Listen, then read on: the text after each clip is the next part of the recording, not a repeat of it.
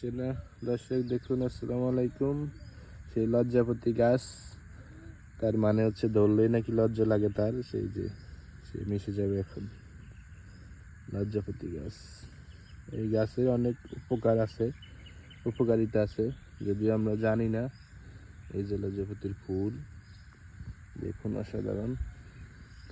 অনেক গাছ ধরলেই সে লজ্জা পেয়ে যায়, তাই তার নাম লজ্জাপতি আমার কাছে মনে হয়, তবে আসলে সঠিক ব্যাখ্যা জানি না। এই যে ধরলেই সে চুপসে যায়, ধরলেই সে চুপসে যায়।